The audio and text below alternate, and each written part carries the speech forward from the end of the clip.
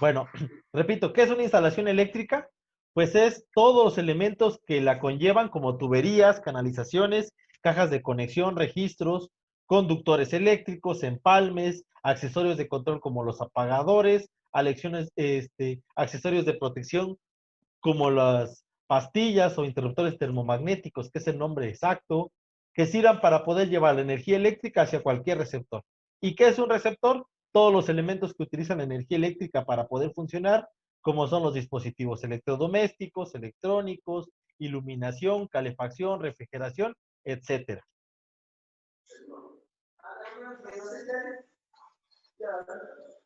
Los objetivos de una instalación eléctrica son 5, es la seguridad, la eficiencia, la economía, el mantenimiento y la distribución y accesibilidad.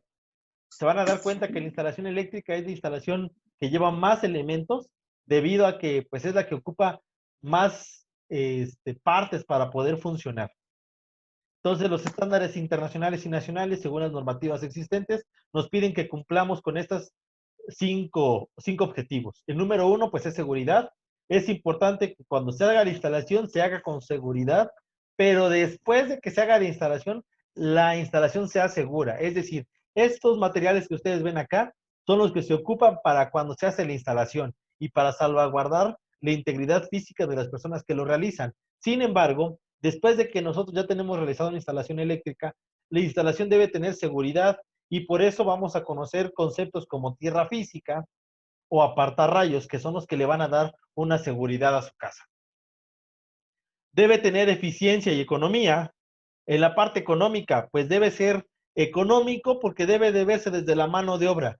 Pero eso de economía muchas veces solo conlleva materiales. No, hay que hacer un balance entre cuál es el material idóneo para que dure el tiempo y no sea muy barato hoy, pero a la larga sea muy caro. Y precisamente en ese sentido viene el nombre de eficiencia. La eficiencia pues debe procurar y conciliar lo técnico con lo económico. Ustedes como proyectistas deben de saber marcar parte de su ética profesional y entender que no deben de perjudicar al cliente intentando ganar el máximo, sino sobre todo dándoles la mejor forma de utilizar su casa. El mantenimiento, pues debe de buscarse dos tipos de mantenimiento. Vamos a ver que el mantenimiento que existe el mantenimiento preventivo y el mantenimiento correctivo. Mantenimiento preventivo, su nombre lo dice, es el de prever, como cuando llevamos los coches a revisión cada 6 meses, y el mantenimiento correctivo es el que ya cuando hay una falla tenemos que hacer. Nosotros debemos de privar sobre todo el mantenimiento preventivo y no tanto el correctivo, ¿vale? Este fin es precisamente poder poder ver que la instalación eléctrica tenga una vida útil más larga y por ende pues no tengamos que hacer tantas reparaciones. La accesibilidad y distribución, parte fundamental es esto. A muchos de ustedes, me imagino que les ha pasado llegar a una habitación, entran a la habitación, llegan a la cama, están a punto de acostarse y se dan cuenta que no hay un apagador en su cama y pues tienen que agarrar su zapato y aventarlo hasta la pared para poder apagar la luz. Eso es la accesibilidad y distribución. Es necesario, ustedes tienen que aprender a diseñar en base a que cualquier persona integrante se pueda dar cuenta cómo funciona la instalación y que esta tenga estética, desde colocar un apagador de escalera a la entrada de una habitación y en la cabecera, como también colocar contactos. En antigüedades los contactos se iban muy arriba, casi a la mitad de la pared, después se bajó a la altura y ahora nuevamente hay una moda de ponerlos a una cierta altura. Existe una normativa vigente, pero la normativa vigente igual va correspondientemente a los materiales. Hoy pasa que muchos contactos los colocan como muy abajo sobre el piso, a nivel de piso con muy poca altura, aquí está, a nivel de piso terminado muy poca altura, y esto que genera que el celular les quede en el piso, o viceversa, los ponen muy altos y ahí está uno colocando el celular sobre el propio cargador. Entonces, hasta dónde nosotros tenemos que buscar que sea accesible y se pueda distribuir bien. Las instalaciones eléctricas están definidas por cuatro normativas vigentes. La legislación la propone la Secretaría de Energía de la Gobernación. En este caso, está dividido en 5 rubros. El primero es la Ley Orgánica de Administración Pública Federal, el artículo 33, fracción 12, que nos dice que toda instalación eléctrica debe estar marcada bajo una normativa directa. Esta normativa directa se marca en la metrología y normalización, en el artículo 38, fracción 2, en el artículo 40 y 41, 46, 47 y 51. En el artículo 38, fracción 2, se crea la normativa número 1 del país, y número 1 porque aquí está su número, NOM 001C de 2012, porque fue la primera normativa existente en el país, por eso dice 001. Sede, sede significa instalaciones eléctricas de utilización, pero sede porque 2012, porque es el último año que se actualizó. Cada 10 años se actualiza esta, o cada 7, dependiendo de la necesidad que haya y de la modernidad que exista. Esta normativa se llama instalaciones eléctricas de utilización. Aparte existe el reglamento de interior de la Secretaría de Energía, donde vamos a ver varios apartados. Estos principalmente afectan a la empresa que nos suministra energía eléctrica, que conocemos como suministro de energía eléctrica, Comisión Federal de Electricidad.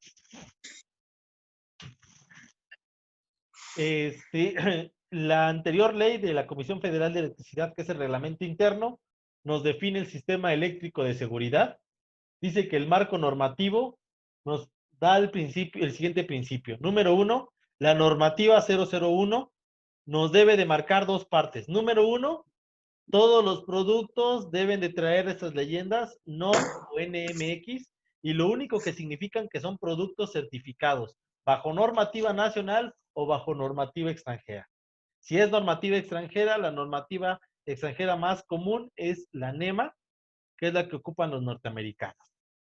En el caso de ese es el brazo izquierdo, si se puede decir. En el brazo derecho, vamos a ver que toda instalación de nivel 2, 3 o más debe llevar una verificación de VE. ¿Qué es una UBI? Es una unidad verificadora de instalaciones eléctricas. Unidad verificadora de instalaciones eléctricas. Por, su, por, su, por sus siglas, UBIES.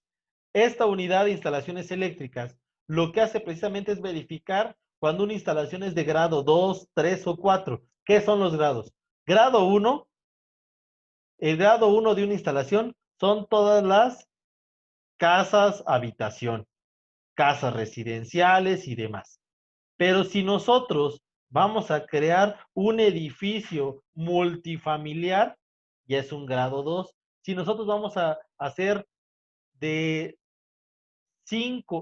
4 a más apartamentos, corresponde a grado 2. Grado 3 corresponde un pequeño consultorio. Grado 4, una escuela, no importa el tamaño, va a requerir, ¿qué cosa? Una unidad verificadora eléctrica. Las unidades verificadoras eléctricas son instituciones del nivel privado que se dedican a hacer un peritaje de una instalación. Es decir, siempre ustedes van a requerir que en su plano eléctrico, aquí está, aquí en su plano eléctrico, literalmente, pues aquí está el plano eléctrico, va a venir su ubicación, simbología y datos. Y más acá abajo va a decir aprobación. ¿Y quién les va a aprobar? Si es grado 1, pues va a aprobar literalmente el ingeniero que haya aceptado su proyecto. Y si es grado 2 o 3 más, va a requerir un perito eléctrico para que pueda ser aprobado o en su caso verificado.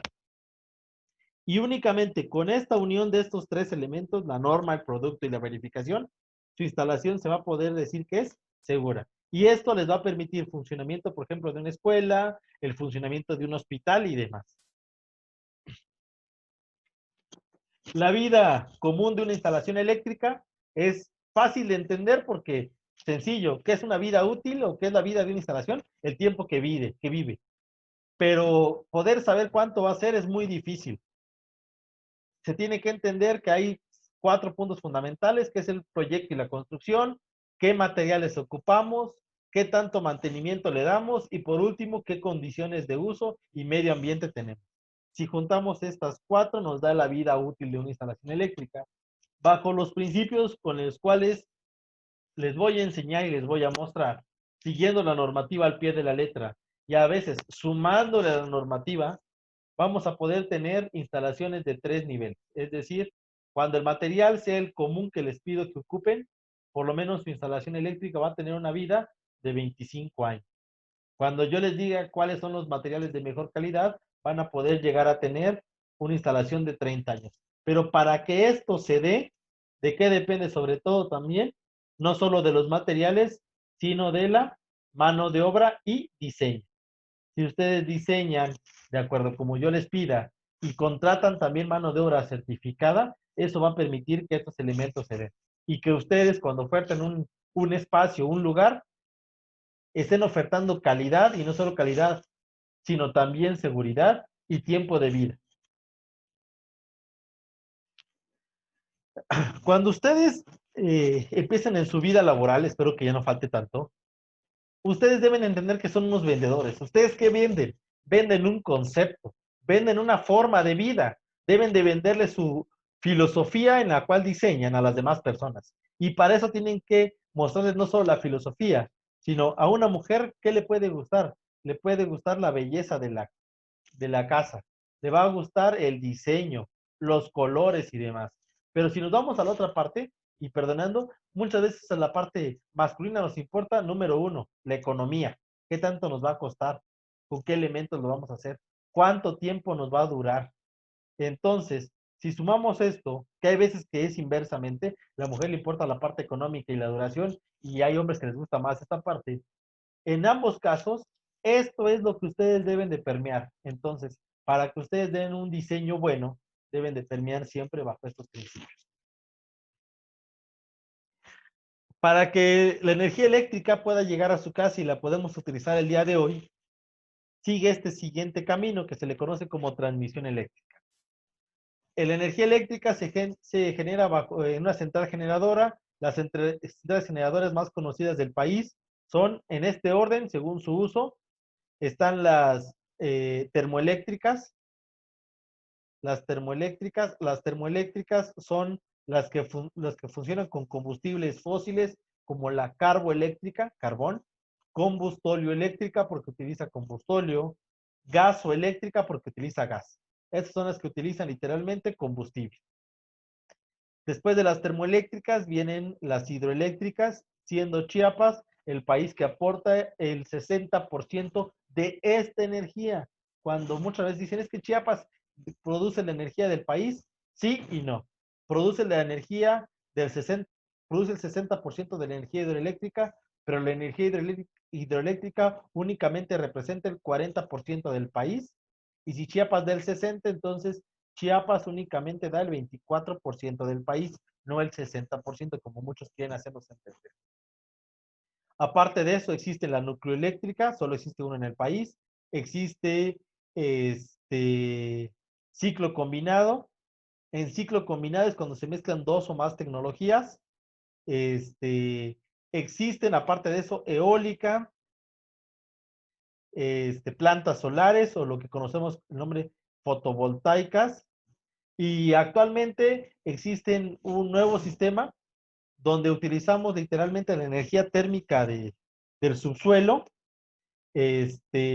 Literalmente nosotros aquí tenemos un geyser y nosotros al geyser, nosotros le conectamos un tubo y a partir de eso ponemos una turbina y generamos energía eléctrica. Entonces vamos a darnos cuenta que todas estas que tenemos nos permiten, son centrales generadoras. Esa central generadora manda la energía con muy poco voltaje, pero una alta corriente a una central de transformación. Esa central de transformación lo que hace es que la corriente baje y el voltaje suba a niveles muy grandes, a incluso hasta 500,000 volts. A 500,000 volts se va por torres, eso hace que se pueda transmitir en cables muy delgados. Después volvemos a llegar a una subestación como la que tenemos en San Cristóbal, baja el voltaje, pero la corriente sube y ya lo podemos transmitir. En la ciudad transmitimos desde los 27 hasta los 120, 132 kilovolts. Y ya, por ejemplo, para nuestras casas, ¿qué pasa? Lo siguiente. Hay unas empresas como la escuela que lo que hacen es, llega la línea transformador escuela. Y para el caso de las casas, viene la línea transformador casa. Y nuestras casas pues ya reciben un voltaje de 127 a 220 volts. Ustedes pueden contratar cualquiera de estos servicios.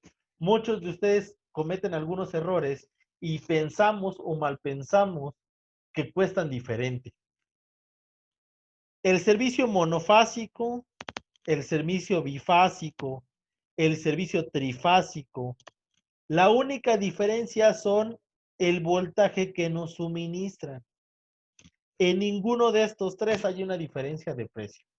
Aunque sí es bien que el contrato monofásico ronda los 200 pesos, el bifásico como 800 y el trifásico como 1200, es un pago único. Entonces, hoy puedo contratar monofásico y listo, pagué un contrato, pero de ahí lo que voy a pagar mensualmente es lo mismo que yo pagaría monofásico, bifásico o trifásico, porque en estos tres todos dependen de algo que se llama tarifas. La tarifa más común es la 01, que es la que utilizan todas las casas habitación. Hay algunas que ustedes pueden checar en su recibo, dice 01A, 01B, 01C. Eso depende del lugar donde se encuentren y de la temperatura que hay en el lugar donde esté. Pero realmente es la misma tarifa. Todas, el servicio monofásico nos dice que nos puede demandar 127 volts con una tolerancia del 5%, es decir, más menos 6 volts. Es decir, nos puede mandar desde 121 hasta los 133 volts. En el de 220 lo mismo, nos puede mandar desde el 5%, que serían desde los 210 volts hasta prácticamente los 230 volts. Y por último, en el de 440 nos puede mandar desde 420 hasta 460 volts. Ese es el voltaje que nos puede mandar. Lo único que hacen estos señores, cuando nos está llegando menos voltaje o más voltaje, es los transformadores aquí tienen unos elementos que se llaman taps, que son unos pequeños como perillitas. Y lo que hacen es que le bajan a una y le suben a otra, y entonces a esta casa que le estaba llegando 120, ahora ya le llega 125. Y a la que le estaba llegando 130, ahora le está llegando 137, 127. Entonces van literalmente balanceando entre lugar y lugar. A estos tres primeros servicios se les conocen como baja tensión y media tensión. Vamos a conocer a voltajes de 440 hacia 13.200 volts. La escuela funciona con una línea de 13.200 volts y alta tensión es de los 13.800 volts a los 400.000 volts. La cementera Cruz Azul que se encuentra en Jaso Hidalgo, directamente de una central, ¿cómo se llama? De una central de combustóleo, directamente le mandan este voltaje. Ustedes pueden salir a la calle y se pueden dar cuenta quiénes tienen servicio monofásico, bifásico y trifásico. ¿Cómo se van a dar cuenta? Muy sencillo. Si ustedes reciben dos cables, uno significa que está agarrado a la fase y otro está agarrado al neutro. Para que se entienda, todas las casas van a tener esta situación. Hay tres cables que van hasta allá arriba del poste de manera horizontal, que son la línea de media tensión, y van a haber cuatro cables que van de manera verticales. ¿Y cómo van los cuatro cables de manera verticales? Va fase 1, fase 2, fase 3 y neutro. Y aquí van fase 1, fase 2 y fase 3. Cuando nosotros agarramos fase 1 y neutro, a este servicio se le conoce como monofásico. Cuando nosotros tomamos dos fases, sea fase 1 con fase 3, fase 1 con fase 2 o fase 2 con fase 3, y aparte el neutro, se llama bifásico. Aquí, mono significa una fase. Bi, dos fases. Tri, tres fases. Y se ve, agarramos 1, 2 y 3 y neutro. Jóvenes, el voltaje no cambia. Si yo mido el voltaje entre fase 1 y neutro, siempre voy a tener 127 volts, pero si lo mido entre fase y fase, el voltaje va a ser de 240. Para que se entienda. Si yo agarro un multímetro, Aquí está. Un multímetro y agarro fase 1 con el neutro o con fase 2 con el neutro, fase 3 con el neutro, mi multímetro me va a marcar 127 volts. Sin embargo, si yo conecto dos fases juntas, aquí como se ve el ejemplo, ¿qué voltaje me va a dar? 220. Algunas máquinas de panaderías, de constructoras, de calentadores, la tortilladora no trabaja monofásicamente. Esto significa voltaje monofásico, sino trabaja con voltaje bifásico, que es el de 220. Algunos materiales mucho más grandes trabajan con 440, entonces se tiene que hacer una conexión tipo estrella, donde se juntan estas tres fases y nos da como resultado un voltaje de 440 volts. O se hace una delta, fase 1, fase 2, fase 3, y el resultado de la fase delta es un neutro. Entonces, es el principio de conexión. Los libros que antes vieron no son más que estos. Es el ABC del alumbrado de Enríquez Harper, Datos prácticos de Onésimo Becerril, el ABC de las instalaciones de Enríquez Harper, aire acondicionado de Fisher, conceptos básicos e instalaciones de José Arturo Martínez. Y por último, pues todos los datos que ustedes van a ir viendo son basados principalmente en la normativa de instalaciones eléctricas.